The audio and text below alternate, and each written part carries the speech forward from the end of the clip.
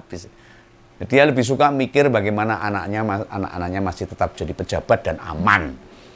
Sehingga ada kabar ada pasukan berani mati sekalian untuk mengamankan keluarganya Pak Jokowi. Nah, penting kita semua harus waspada loh. Jaga diri dan keluarga kita untuk menghadapi permasalahan ekonomi yang akan kita hadapi depan ini.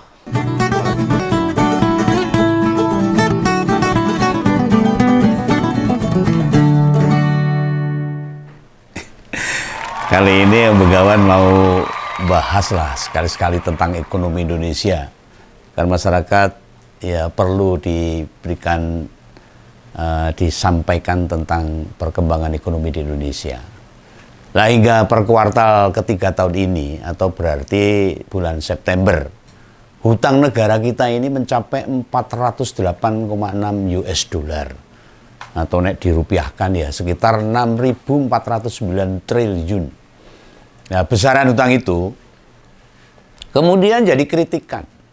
Malah disarankan agar tidak diteruskan oleh pemerintahan berikutnya atau tidak dijalankan sama Pak Prabowo. Wah, ini suara yang lumayan berani, kendel ini dengan kritik seperti ini. Atau jadi pemikiran kita, nah, mungkinkah itu semua disepakati bersama? Karena ya memang itu membahayakan. Kalau sampai hutang lagi membengkak, akhirnya rakyat yang kelimpungan. Bisa chaos seperti tahun 98 yang lalu.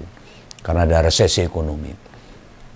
Nah, pernyataan tentang persoalan hutang disampaikan sama Pak Derajat Wibowo, ahli ekonomi itu. Juniornya almarhum Pak Faisal Basri. Ya, meskipun beliau juga politisi, namun pandangan-pandangan tentang ekonominya bagus. Bisa jadi panutan lah. Patut kita dengar. Nah, kritik Pak Derajat, negara buat bangun infrastruktur itu membebani anak cucu kita. Sing ngutang saiki, sekarang, sing bayar nanti anak cucu kita.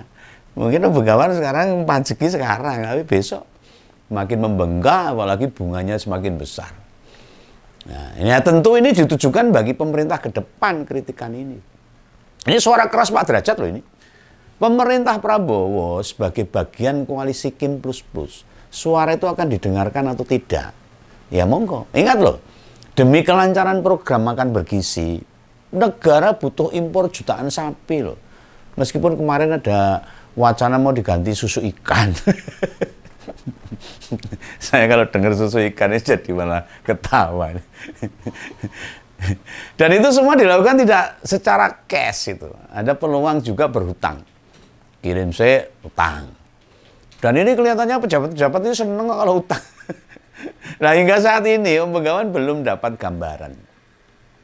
Bakal sebesar apa kebijakan utang pemerintah mendatang. Nah, penting juga untuk kita tahu loh. Apakah suara keras Pak Derajat ini masih tetap bergema atau tidak. Ya, seandainya kebijakan utang luar negeri tetap diteruskan, ngutang meneh, periode Jokowi dan Prabowo itu periode berbeda. Kondisi tentu tidak sama saat dipimpin oleh Pak Jokowi dan nanti dikelola oleh Pak Prabowo. Mulai Januari tahun depan, pengenaan pajak akan dinaikkan. Loh.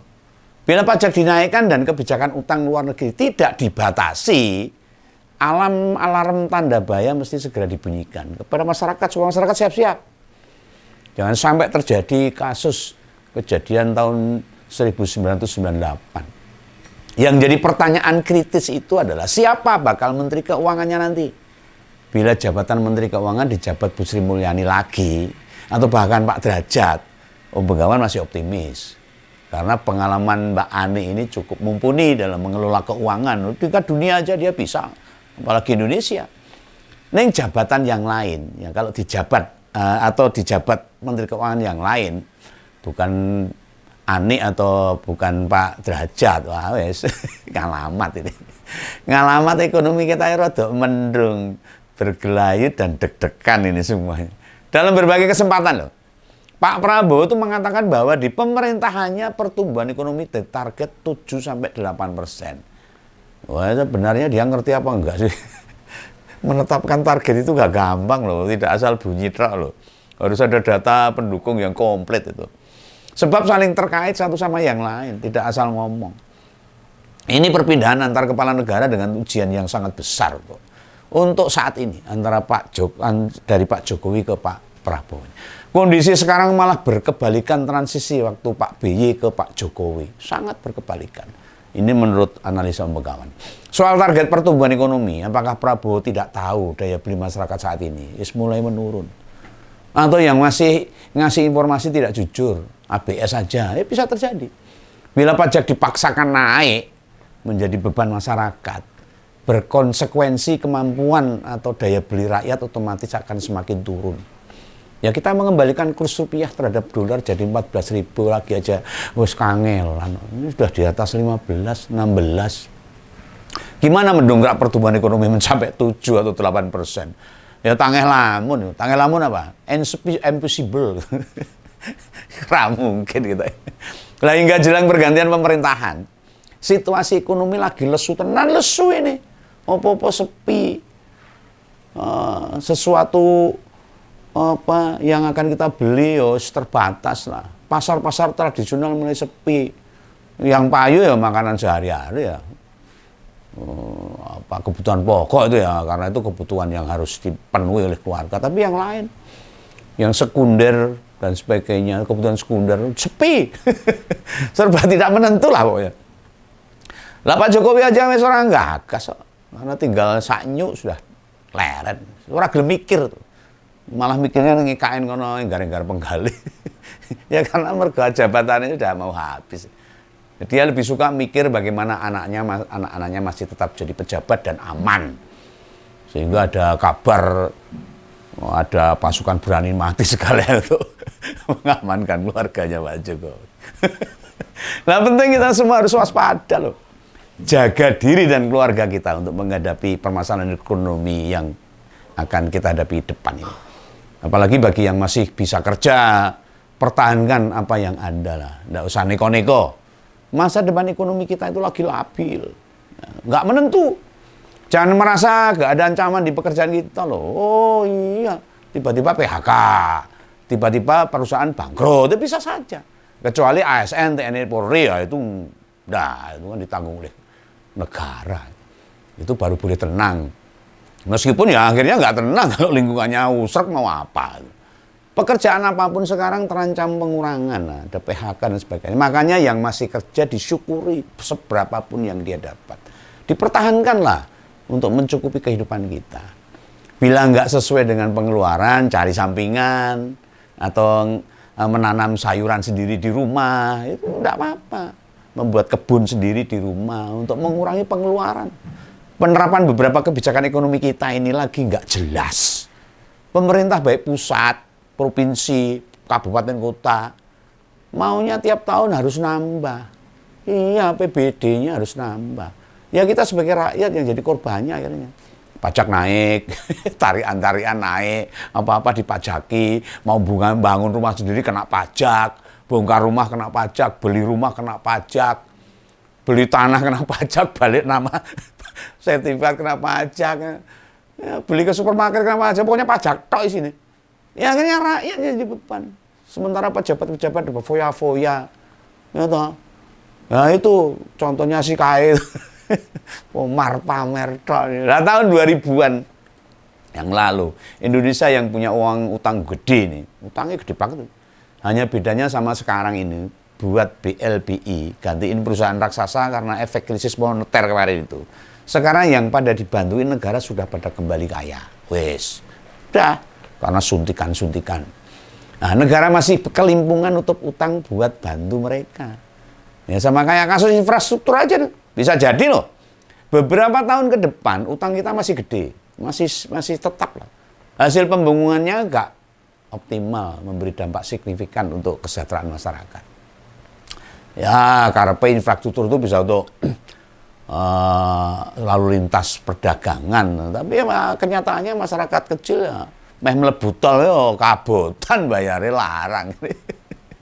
Iya toh, hasil pembangunannya nggak optimal akhirnya. Nah ini penilaian objektif nih, dan harus didengar loh. Pak Derajat kan orang PAN, bagian dari pendukung pemerintah juga, Kim Plus Plus. Mungkin apa yang dilontarkan ini bentuk keprihatinan mereka yang disampaikan ke Koalisi Indonesia Maju. Hutang itu bukan dosa, nggak boleh untuk mencukupi kebutuhan, untuk menutup permasalahan-permasalahan yang berhubungan dengan pembangunan dan ekonomi. Tidak melanggar kok. Dan tentu boleh. Asalnya duit dipakai buat urusan produktif boleh. Membangun atau menjalankan program yang meningkatkan kesejahteraan boleh, nggak dilarang. Nah gini deh contohnya sederhana saja. Kalau panjenengan pengen mengupas pemikiran tentang ekonomi ini, biar ngumpul bisa introspeksi nih. Ini bukan berarti Om Begawan ini nggak setuju utang negara, enggak. Ini sederhananya gini. Misalnya bangun tol. Apakah utang buat ngebangun tol itu sebenarnya benar atau selalu salah? Lihat dulu kasusnya. Membangun tol di Jawa misalnya jelas jauh lebih banyak dampak positifnya dibandingkan dengan membangun tol di Kalimantan. Ini misalnya ini. Loh di Kalimantan ada tolnya. Dan silahkan hanya di sana. Berapa kendaraan sehari melintas? Sepi. Bangunnya triliunan tapi yang lewat nggak ada. Akhirnya pemasukan untuk bayar tol rugi. Lalu kendaraan yang melintas itu kendaraan apa? Hitung saja. Berapa kebutuhan operasional tol? Dengan pemasukan yang ada lalu lintas di tol itu. Nggak sebanding kalau di Kalimantan. Nah di Jawa jangan hitung hari libur panjang atau long weekend. Apalagi libur sekolah sama lebaran. Hari kerja saja. Mungkin pendapatan dari pengguna tol bisa nutup biaya operasional. Sehingga ada keuntungan. Ada timbal balik yang masuk ke kas negara. Nah, membangun infrastruktur itu mesti ada studi kelayaan dulu. Ada penelitian, ada pengkajian dan sebagainya. Hutang buat membangun tol tidak bisa disandingkan dengan membangun waduk atau bendungan. Itu harus dibedakan. Cara menetapkan break even point-nya itu atau nutup biaya pembangunan tidak kayak jual beli di pasar. Atau kulak, jual, bati, nggak seperti itu. Bangun bendungan atau waduk, kalkulasinya pada dampak. Jangka pendek, jangka panjang, dan jangka-jangka yang lain. Beberapa hektar, ribu hektar lahan pertanian yang dialiri itu, jenis pertaniannya apa misalnya kalau dibangun waduk. Dan beberapa produksinya setahun berapa. Sehingga hutang negara itu bukan kayak bakulan lombok di pasar. Hari ini kulaan 10 juta, maka uang masuk harus 15 juta, didol 5 juta batine, kan nggak seperti itu. Tidak begitu. Untuk waduk dan bendungan loh ini, lain dengan infrastruktur yang lain. Kita lihat perputaran serta hasil produktivitas petani yang dialiri air dari waduk atau bendungan itu. Ya memang duitnya nggak langsung masuk negara, tapi apakah duit yang muter hasil panen meningkat berkali lipat atau tidak, kan bisa kita lihat. Dibanding sebelumnya, sebelum ada waduk, ya tentu kasusnya tidak bisa disamakan. Juga pembangunan rel kereta cepat Jakarta-Bandung misalnya, yang bernama WUS itu. Dalam 1 tahun penumpangnya ada berapa coba? Jadi utang negara itu diperuntukkan beda-beda, tapi semua bisa dinilai. Bisa dikalkulasi, bisa dikaji, termasuk misalnya utang negara buat ngebangun rumah sakit misalnya. Jangan dihitung laba rumah sakitnya, melainkan berapa nyawa yang bisa tertolong karena didirikan rumah sakit, meskipun itu hasil utang-utangan. Atau kesehatan warga sekitar yang tertangani penyakit kritisnya, yang sangat berbahaya kayak sakit jantung, stroke, maupun penyakit yang lain. Nah, apakah pemerintah Prabowo nanti punya indikator dalam rencana pengajuan utang baru? Om Begawan nggak tahu. Yang jelas, sudah ada warning. Ojo utang meneh, Pak. Rakyat kabutan. Gunakan apa yang ada sekarang. Berikan masyarakat pengertian agar membangun bersama-sama negara Republik Indonesia. Ini pesan Om Begawan. Salam Begawan, salam ngompol. Dadah.